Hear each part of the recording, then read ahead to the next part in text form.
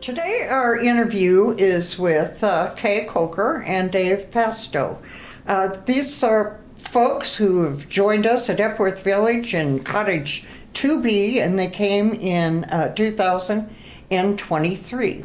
They began their life in a little east of here, I think east of the Mississippi, but they have been in Oklahoma for many, many years. They've been teaching at two of our prestigious colleges here in Oklahoma. I think this couple may be the very first couple that has theater, so much theater in their background. And it was at an early age that they kind of were called into the theater. I think when we have our conversation with them, they'll explain more of that. And they finally met each other at the University of Michigan, and lo and behold, they were on the same track. And they'll tell you too how it was kind of an unusual, peculiar circumstance that they met at all. But they'll let you know about that too. But they truly have a passion for teaching and a passion for theater and ministry. And I would say, after talking to them at the length that I did talk to them, I think that I truly can say that these two people lived their passion for life. And so let's hear from them now. Okay, let's start with you. Where did life begin for you?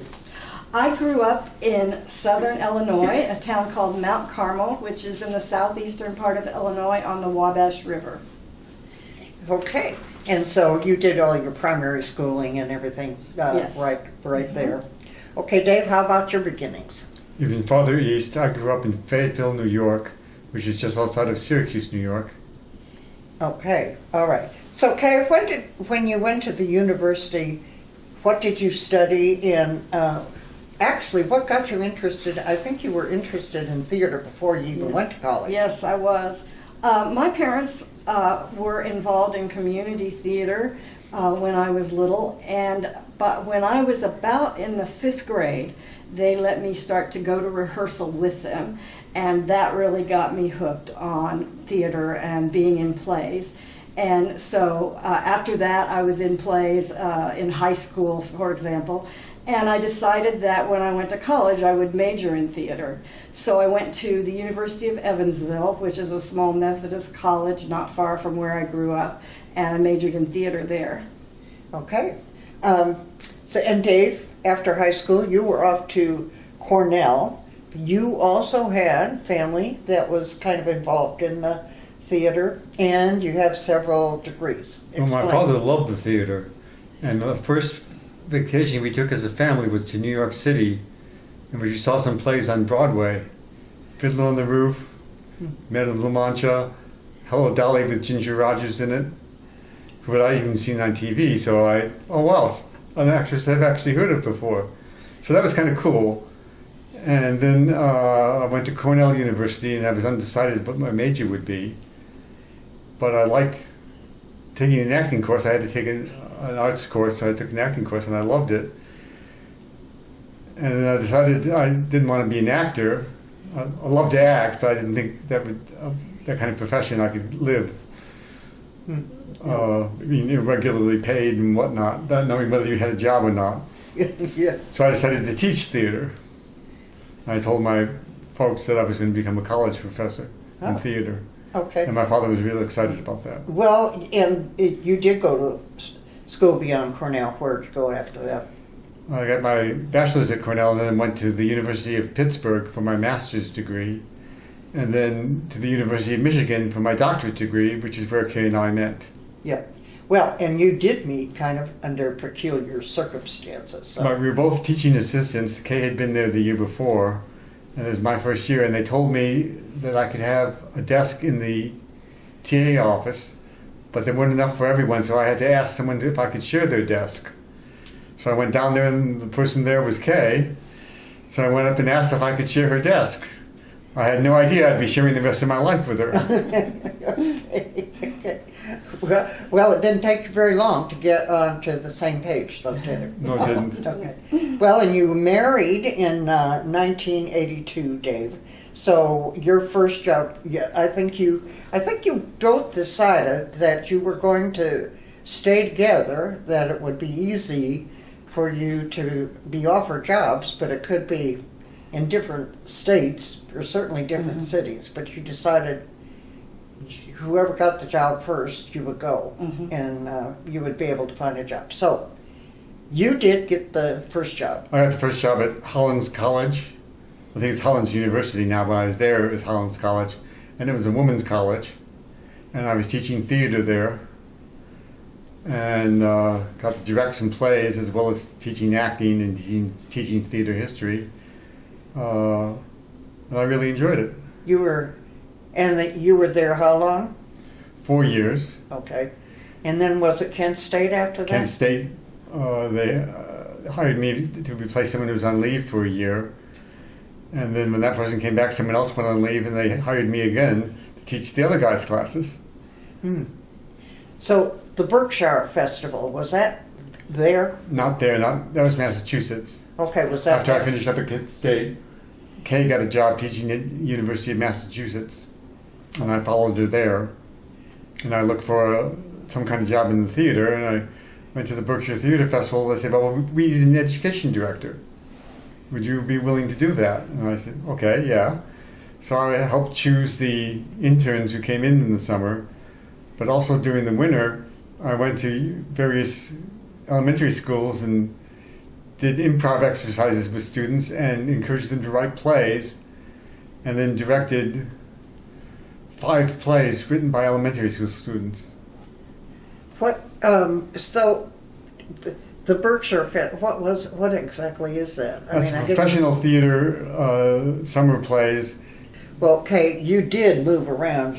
We did. You said your first 5 years or so you moved several times. So talk about your experience at that time, and then finally you did get a good job at Amherst. Right. Yes. So we finished our PhDs in theater at the same time, and we first went, as Dave said, to Roanoke, Virginia, and I didn't find a teaching job there, so I worked in a box office selling tickets to theater. And then once we moved to Ohio, to Kent State, I got a part-time job teaching there. So then I finally got a chance to teach. And after those 2 years there, I got the job at the University of Massachusetts at Amherst. So that was the time when Dave went to Berkshire Theater Festival while I was teaching in Amherst. And then after 4 years, I got the job here at OU in the School of Drama. And so then we moved to Oklahoma. And we figured that we moved 5 times in 11 years. From the time we got married to the time we finally bought a house. And after we were here a couple of years, for Kay's job in Norman, I got a teaching job at Oklahoma City University. So we both were full-time employed and eventually tenured professors. Yeah. Well, how long then did you work at OU? I was there for 29 years, and I retired in 2020. Okay. And how about you at Oklahoma City University? It's been, 27 years? Mm-hmm. Okay. All right. And you did move here in 1991, and you've been here ever since. Talk, Kay, about your teaching at OU, including your desire to be a dramaturg. Sure. So at OU, I taught theater history. I also taught dramatic literature. Eventually, I taught playwriting. But the thing that I enjoyed doing and teaching the most was what's called dramaturgy. And dramaturgy is what I say is that a person who is a dramaturg is a consultant to a theatrical production. And they might consult about the historical context of the play, or the social circumstances of the play, or the background of the playwright, and in that way helps the director and the actors and the designers understand the context of the play better. So being a dramaturg allowed me to put my research skills, which I learned in graduate school, into work, but also to get to see the fruits of them on stage when my students performed the plays that I worked on. And then after I had been doing that for a couple of years, students wanted to learn how to do it too. So we started a program in dramaturgy for our undergraduate students, and it was one of only 4 or 5 theater programs for undergraduates that actually taught dramaturgy. So that's something I'm very proud of. Did you have any? Did you pick out the plays that the students would perform, or did you not have? No, I did. I did in the sense that the faculty chose most of the plays, so I would have had a say or vote, but they didn't always pick the plays that I wanted to do most. But once they were chosen, then I would go to the director, if it was a faculty member or a student, and say, I'm interested in being your dramaturg. Would you like to work with me? And that's how we developed our working relationship. How big is the theater staff at OU? There were, at the time that I was there, about 14 faculty and then probably about another 10 staff members as well. So it's not a huge faculty. Well, and what, as far as plays, did they put on more than one a year? Or Yes, they often put on as many as 8 a year. Wow. So there were lots of opportunities for students to act and direct and do design and to be dramaturgs if they were interested. You know, I think, going back a little bit, I think you told me that you actually had wanted to be an actor. Oh, right. Actress Yes. when you first went in here. Yes. But changed your mind. I did. The first year that I was in college, I auditioned for every play, and I didn't get cast in a single one. And I realized that I was not someone who could take that much rejection. So I said to myself, you got to do something you know you're good at. And that's when I decided to focus on dramatic literature and theater history. And at the time, I realized I would have to be a college professor in order to teach, and that I would need to get a PhD, but I didn't really know what that meant at the time. So the education that I got helped to train me to both study theater history as well as to teach and to do dramaturgy. Okay, Dave, so what were you teaching at Oklahoma City University? And you also were performing in plays. Right, I don't know taught acting and directing in theater history, and I also directed and acted. And usually around various places around Oklahoma City. Okay, you weren't in the college productions? I was you in one were? or two of them. Oh, were? Okay. That other people directed. Okay. Shakespeare in the Park, I think is... And Shakespeare in the Park I did a lot of acting for. Okay, but talk about your teaching experiences. Teaching, I specialize in teaching from theater history. I specialize in the Spanish Golden Age, which is 17th century Spanish theater, which is about the same time as Shakespeare. And it's their classical period like Shakespeare. And I love those plays. And when we moved to Massachusetts, at first I couldn't find a job. I had days free, and I had found a play by a Mexican nun, Sor Juana Inés de la Cruz, called in English The House of Trials. And I wanted to read it, and it hadn't been translated into English. So I sat down with a Spanish dictionary and worked my way through it. Oh my God. And translated it. And translated it. And someone from the Spanish department heard about it. And I also got to direct it. And directing it was really fun. And someone saw it and said, you should take it to the International Hispanic Theater Association conference. And I sent it to them, a videotape of it. And they saw it, and they invited us to come perform it in El Paso, Texas. So it was a really great experience, both translating the play and then the production of it.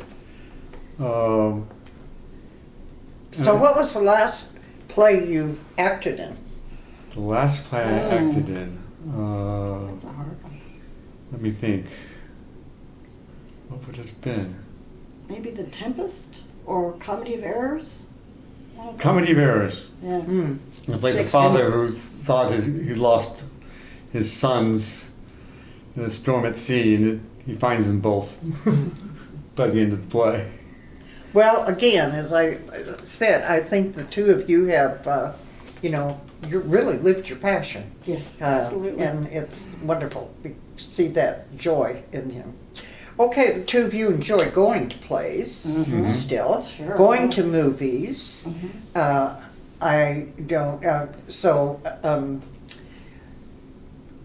what stands out for you as your favorite? Oh gosh, there's been a lot, but one of our absolute favorites was an experience going to the theater in Athens, Greece.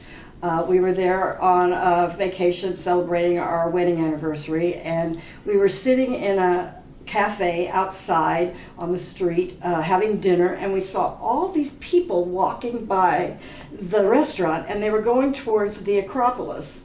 And so when we finished eating, we just kind of followed along out of curiosity, and when they got to where they were going, we realized they were going to the theater, and they were going to see a play in the theater that was built in the 1st century AD, which is at the base of the Acropolis. So we got tickets, and we went in, and we got to sit up in the seats, the old stone seats. Stone? And No pillows? no pillows, No no bench, nothing. chair back. Right. And the play was a Greek tragedy. It was produced by a Dutch theater company, so it was in Dutch. And the super titles were translated into Greek for the rest of the audience, but of course we couldn't read the super titles. Fortunately, I had read the play before. I'd even taught it once before, so I was able to follow along and explain to Kay what was going on. Yes, Wow, well, that was good. it was really a great experience. But then you went home. And then I went home and read the play Yeah. because I couldn't exactly figure out what was going on. But after I read the play, then I could picture everything we'd seen in the play as I was reading it, and that was really Well, it neat. was great that every time I teach theater history, I've taught about Greek theaters, and to actually be in one Yeah, and be able to describe what it was like being there was just amazing. yeah, that's really one of the But best it must things. not have been real comfortable. How many people, were there lots and lots of people there? Yeah, I bet there were maybe 800 or 1,000 people in there. 800 to These are 1,000? big theaters, yeah. There are a lot of Well, seats in there. You know, it was probably, yeah.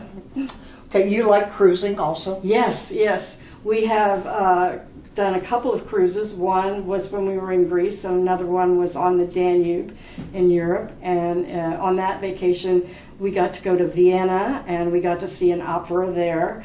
And then we also went to Prague in the Czech Republic, and we saw actually a Mozart opera in a very, very old theater where one of Mozart's operas actually premiered. So that was very exciting. Well, you have one coming up too, don't you? Yes, we do. We're going on a cruise to Alaska. I don't think we'll be seeing any theater in Alaska. Probably not. But Hopefully polar bears. hopefully see some. I didn't see any polar bears there either, but you'll see a lot, Yes, and you'll we be will. impressed. Yes. So, Kay, you've done some ancestral studies. Yes. What did you learn? Do you have any criminals in your background? Not exactly, but I knew that I had an ancestor that came to the United States from Germany before the Revolutionary War. And so I started with him, and then I went backwards from there, and I found where the original Kogers came from, which was on the Rhine River in southern Germany. And so now I've got that as an idea for another cruise to go down the Rhine River and hopefully see that part of the world where my ancestors came Do from. you like those river cruises? Yes, really, really like Yeah, a them. lot They're of people. wonderful. I've not been on one. A lot of people do like those. Well, you do have another member of your household, Dave. And who is that? That is Oscar. And Oscar has 4 legs because he's a dog, a small Cavalier King Charles Spaniel. And he's, 11 months now? Almost 11 months So old. he's still technically a puppy for another month or so. Yeah. And he loves people. People come to the house, if I'm taking him for a walk, he jumps up, he can only reach their knees, but he's trying to get to their face so he can lick it. And he does that to complete strangers. So what color? What is his? Mostly black with some tan on him. Okay.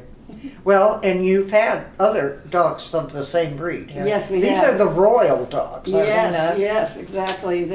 they date back to the era of King Charles II in the 17th century in England. Yeah. Yeah.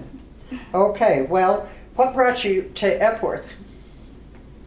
Well, we were looking for we had a house in Oklahoma City that was 2 stories, and climbing up and down stairs, we thought we're not going to be able to do that the rest of our lives, so we better find a place with this all on one floor. And that was a huge house too, bigger than we needed.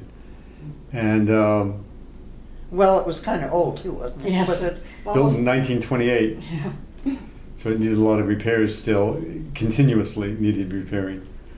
And then someone suggested we look at some retirement homes, and we looked at several, and we looked at one here and really liked it. So we ended up moving here about 1.5 years ago. And it's been good. We're in one of the apartments, we're all on one floor. Well, it's been such a joy to find out about, as I said, there are other people who are interested in the theater here, but I don't think they've been as involved with their life careers as Yeah, we really love you it. And have every been. time we take a That's- trip, we usually go to a theater somewhere. Yeah, sure. Go to London to go to Yeah. theater, or go to Paris to look for a theater, Yeah. et cetera, et cetera. It is a pleasure to have you Well, as thank you. neighbors We love and it here. get to know you. So thank you Thank very you. much for sharing that with us. Thank you.